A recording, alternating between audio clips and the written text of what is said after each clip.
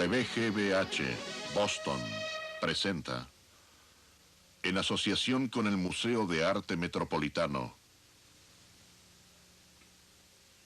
un proyecto de Annenberg CPB.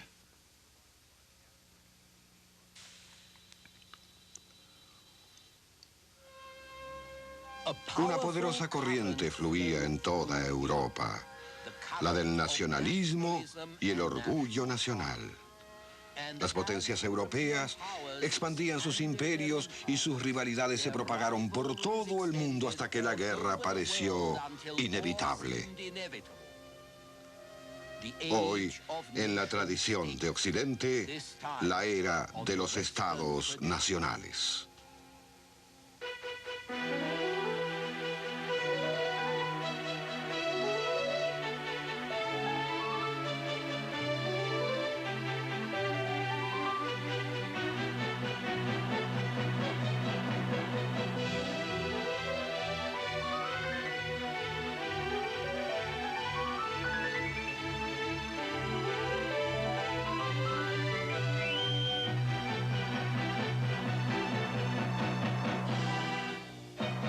La tradición de Occidente.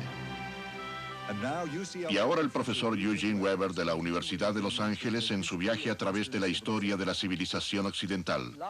La última vez vimos cómo los románticos miraban con nuevos ojos a la sociedad.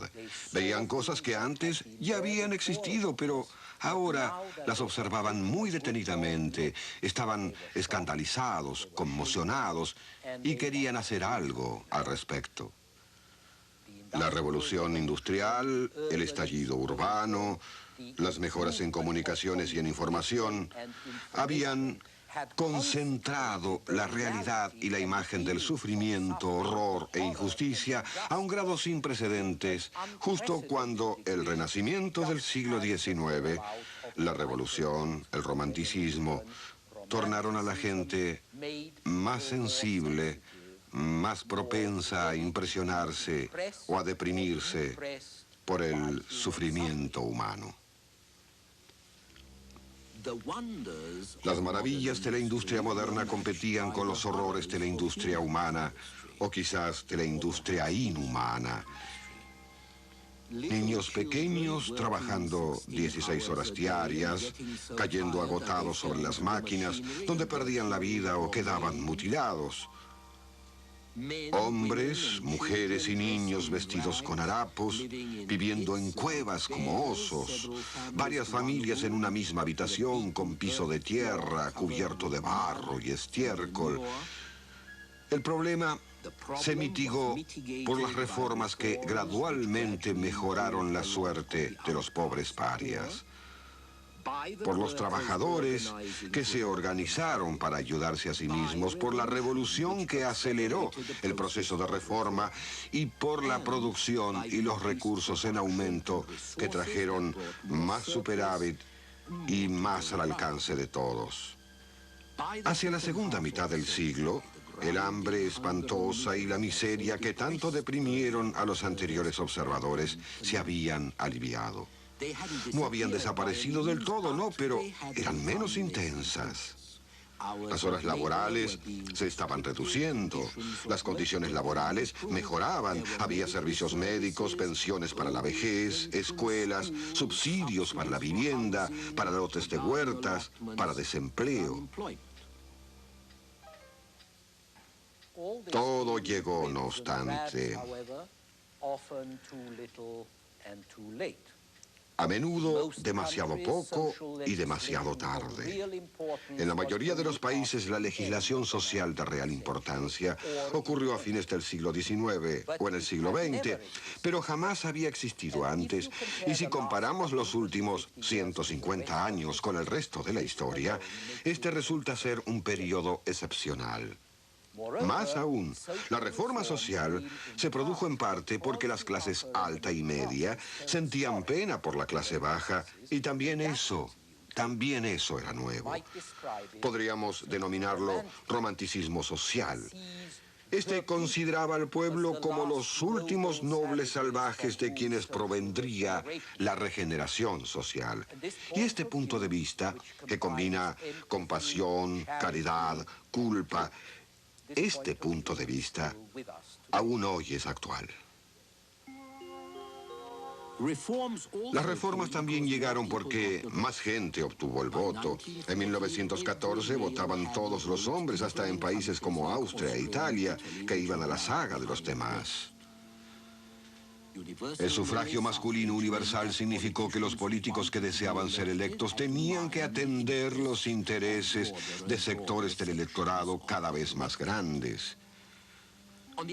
Por otra parte, no se debía exagerar la presión electoral porque las reformas sociales llegaron antes que los derechos del voto en lugares como Alemania y demoraron su llegada en lugares como Francia, donde el sufragio universal había llegado bastante temprano. Sin embargo, el voto era un factor en la reforma, así como un factor negativo en el caso de las mujeres, a quienes, por no poder votar, les costó mucho presionar a los políticos, a los que necesitaban para que les otorgaran el voto. En 1914, las mujeres votaron únicamente en Finlandia y en Noruega, aunque también esto estaba por cambiar, y ese cambio estaba muy cerca en Inglaterra, cuyas mujeres estaban por obtener el voto justo antes de la guerra y lo obtuvieron justo al terminar. El hecho de que las reformas llegaron porque había más recursos para todos inspiró o confirmó ideas que podríamos denominar utilitarias sociales. Organizar adecuadamente la economía para solucionar el problema social, organizar la producción y distribución para eliminar la pobreza. Las grandes figuras de esta escuela fueron el conde de Saint-Simon en Francia y su secretario Auguste Comte, que era un matemático. Las doctrinas asociadas con Saint-Simon y Comte se conocen como saint-simonismo y positivismo.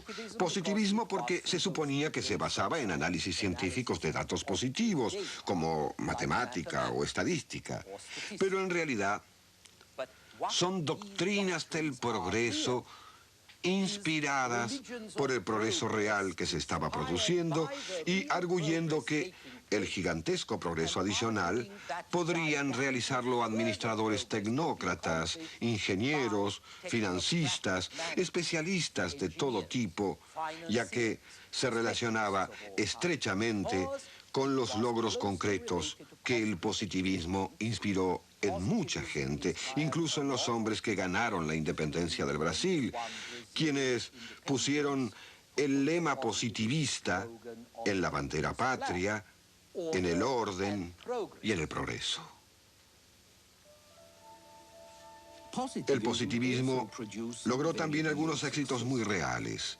Los positivistas y los saint-simonistas construyeron algunas de las grandes líneas de ferrocarril, planearon y construyeron el canal de Suez y la Torre Eiffel. Publicaron las primeras revistas en serie, iniciaron las primeras agencias de publicidad. Pero si bien contribuyeron a la prosperidad general, trataron los problemas del trabajador solo en forma incidental e indirecta. Si los trabajadores querían ser eficaces en política laboral y política nacional, ellos mismos debían organizarse o debían estar organizados para ayudarse a sí mismos. Y tenemos aquí la tradición de la rebelión social, que comienza por tratar de integrar a los trabajadores dentro del Estado burgués y que termina negando que sea posible esta integración, alegando que las clases no pueden conciliarse, que ambos bandos, los pobres y los ricos, no pueden integrarse. Con este criterio, los trabajadores, la clase trabajadora, deben conquistar el poder, deben tomar posesión del Estado y emplearlo para sus propios intereses, tal como los burgueses arrebataron el poder a la aristocracia en la Revolución para emplear el Estado para sus propios intereses. Como declara Karl Marx, solo cuando la clase trabajadora haya triunfado, solo entonces reinarán la libertad y la igualdad, porque ya ya no quedará clase alguna que oprima o sea oprimida. La sociedad puede organizarse de un modo racional, con trabajo y justicia para todos. Los recursos surgirán de todos de acuerdo con sus capacidades y para todos de acuerdo con sus necesidades.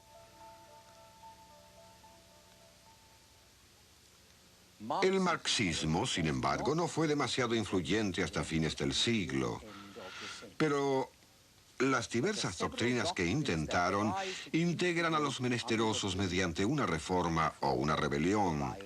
Acicatearon la revolución social e hicieron que todos estuviesen conscientes de que esto era un principio y le dieron colorido a la política y a la atmósfera de la época. Pero había una corriente aún más poderosa que fluía por Europa y fuera de ella, y era la corriente del nacionalismo. Los griegos, polacos, rumanos, checos y eslavos del sur estaban gobernados por potencias extranjeras, y los alemanes e italianos estaban divididos en muchos estados separados. Pero como todos saben, los hombres solo podían ser libres como ciudadanos de su propia nación, no como súbditos de algún monarca extranjero. Esta actitud fue la que inspiró a los latinoamericanos a alzarse contra los monarcas españoles y portugueses. Inspiró a los griegos a rebelarse contra los turcos. Inspiró a los belgas a buscar su independencia de Holanda. En verdad, la historia internacional del siglo es la historia de gente que lucha por independizarse como naciones, lográndolo como lo hicieron los italianos, los alemanes, rumanos, búlgaros y serbios alrededor de los años 1860 a 1870, o fracasando como los polacos. Quienes fracasaban continuaban intentándolo y sus conspiraciones e insurrecciones crearon un clima de inestabilidad. En el siglo XIX no había estabilidad que perdurase en Europa a causa de las naciones sometidas. Los polacos, checos, eslovacos, romanos, eslavos del sur, continuamente conspiraban y se rebelaban para obtener lo que ellos decían que eran sus derechos nacionales.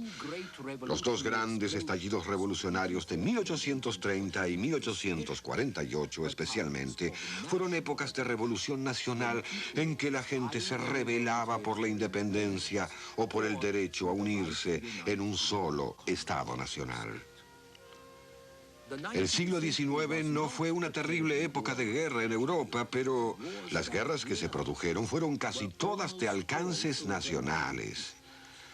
La unificación de Italia, luego la de Alemania, después los países balcánicos, hasta que estalló la Guerra General en 1914, precisamente porque los eslavos del sur querían tener su propia nación. Y cuando finalizó la Primera Guerra Mundial, las aspiraciones nacionales del siglo XIX obtuvieron finalmente respuesta. Europa, desde Rusia hasta el Atlántico, era una Europa de estados nacionales. Pero en el siglo XIX, económicamente, los asuntos de Europa y del resto del mundo eran manejados por los países desarrollados y hasta un punto importante desde sitios como el Banco de Inglaterra, que aquí vemos. Políticamente, los temas internacionales estaban en manos de las grandes potencias, término que fue inventado en la época de la Conferencia de Paz, luego de las guerras napoleónicas, el Congreso de Viena, con Gran Bretaña, Francia, Rusia, Austria y su imperio de Habsburgo, y Prusia, que en 1871 se convirtió en el imperio alemán. Luego, alrededor de 1870, una Italia unificada se unió al grupo. Estas eran las grandes potencias, y como verán, los Estados Unidos no formaban parte de estas, en cierto modo porque estaban ocupados en su rincón del mundo, y también porque nadie podía imaginarse en absoluto un país no europeo como una potencia. Las grandes potencias disputaban, pero en general gobernaban el mundo como un club informal.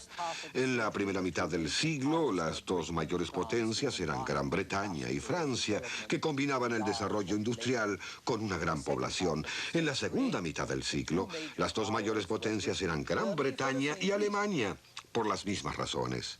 El objetivo original del Club de las Grandes Potencias era evitar que se repitiera algo semejante a la Revolución Francesa. La Revolución Francesa obsesionó al siglo XIX tal como la Revolución Rusa lo haría con el siglo XX. Y no hay política internacional de mutuo entendimiento en este periodo si no se tiene eso en cuenta. Las revoluciones continuaron estallando alrededor de 1820 y 1830, y en especial en 1848 y 1849. Pero siempre que las revoluciones se escapaban de las manos, las demás potencias intervenían, ayudando unas a otras a sofocar la sublevación. Y lo que es aún más importante, los motivos de las revoluciones estaban siendo eliminados. La gran causa revolucionaria tanto en Alemania como en Italia había sido la unificación nacional. Pero eso se logró en 1870, no mediante la revolución, sino mediante una política de poder conservador, manejada por estadistas inteligentes como Bismarck. Hombres como él y como Napoleón III, de Francia, comprendieron que los radicales podían ir llevando a cabo la parte menos radical de sus programas.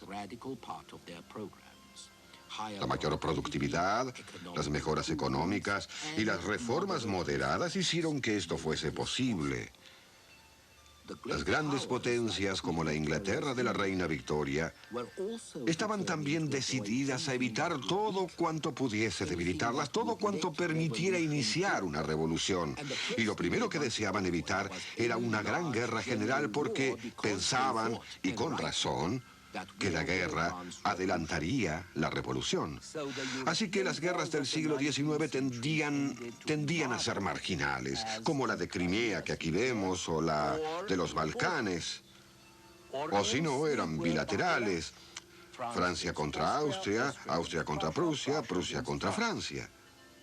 En conjunto, sin embargo, el período desde 1815 hasta 1914 fue el más extenso en la historia europea sin guerra general desde la época romana. Y el motivo, o parte del motivo, es que las potencias europeas se las ingeniaron para exportar sus antagonismos y sus circuitos de energía a otros lugares del mundo, que es lo que hoy denominamos imperialismo. La política de ultramar siempre había formado parte de la política de las grandes potencias, pero en el siglo XIX esto se acentuó porque la política europea era una política mundial. Europa se había engullido al mundo. Lo logró mediante conquistas, lo logró mediante comercio e inversiones, lo logró mediante colonizaciones, enviando entre 30 y 40 millones de europeos a países que ya eran anexos de Europa, como en las Américas, o que se convertirían en anexos de Europa, como por ejemplo Australia, Nueva Zelanda, África del Norte, Sudáfrica, Siberia. Las colonias europeas como Australia de los ingleses eran efectivamente autónomas en su política, en mejores condiciones económicas que los países europeos y más desenvueltas también. En conjunto, estas brindaban más oportunidades, más igualdad, más democracia que el viejo país, al menos para los blancos. Este no era el caso, sin embargo, en las colonias donde los colonos eran minoría, donde algunos soldados, plantadores, administradores gobernaban a nativos de otro color de piel. No resultaba muy claro por qué siquiera se molestaban en hacerlo, ya que no es necesario ocupar una zona para dominar su economía. Los británicos controlaban la economía de Egipto con mayor eficacia que con Australia y ganaron más dinero. El control económico era más económico que la conquista y la ocupación colonial.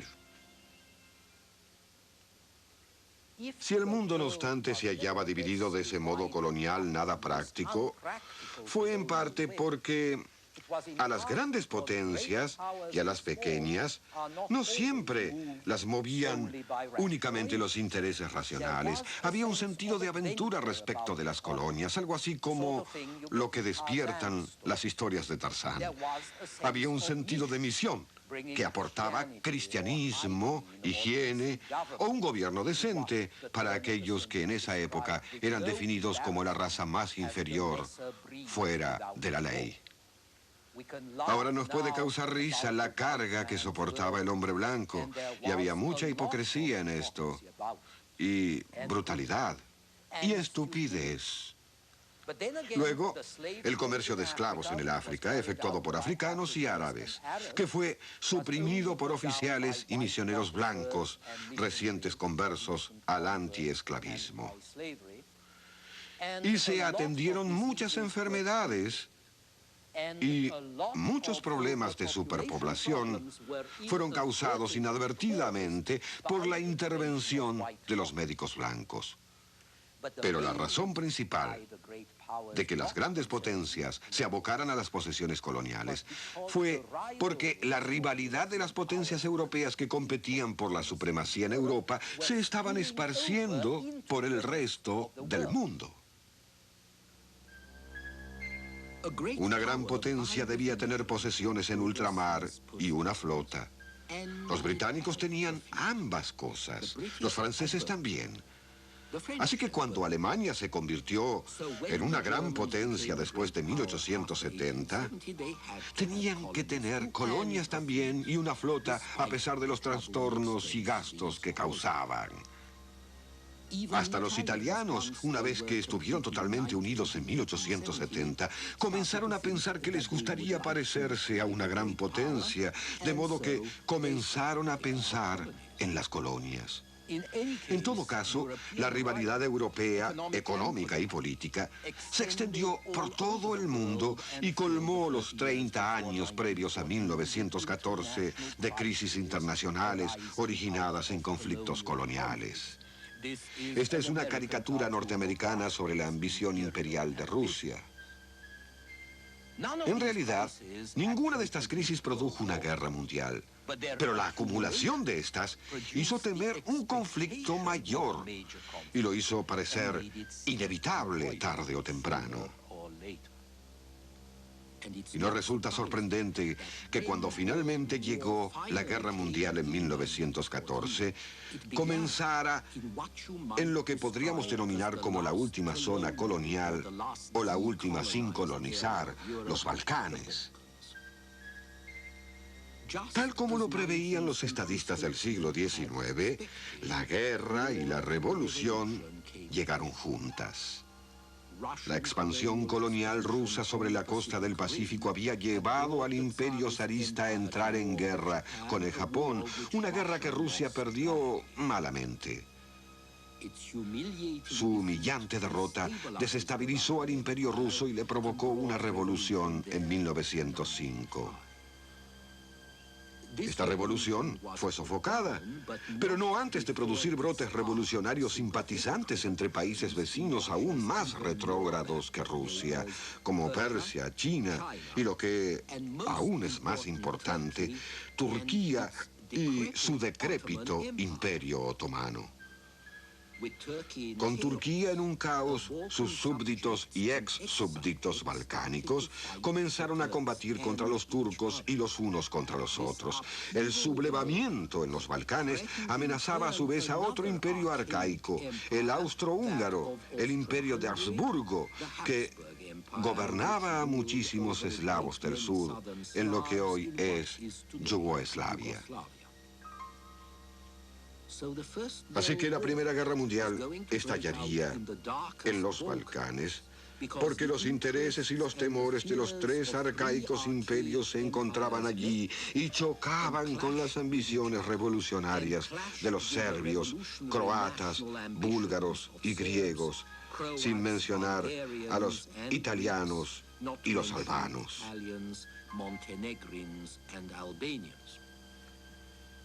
La crisis que produjo el estallido de la guerra surgió cuando el heredero del trono de Austria, el archiduque Francisco Fernando, fue asesinado por este estudiante terrorista en Sarajevo, capital de Bosnia, que luego formó parte del Imperio Austríaco. En general se creía, y con razón, que Serbia, una nación eslava independiente, intervino en el asesinato, y entonces Austria, respaldada por su aliada Alemania, se enfrentó con Serbia, que estaba respaldada por Rusia, aliada de Francia y alineada con Gran Bretaña. Ninguna de estas potencias deseaba la guerra realmente, pero todas estaban preparadas para esta, y bien preparadas debido a la larga serie de crisis coloniales. Así que el sistema de las grandes potencias, creado para evitar hostilidades mediante una mutua disuasión, ayudó a producirlas. Semanas después del asesinato de Francisco Fernando, casi toda Europa estaba en guerra. De modo que un siglo que se inició con una guerra que finalmente se decidió en Waterloo en 1815, finalizó con otra que se decidió en Flanders Field, no lejos de Waterloo, en 1918.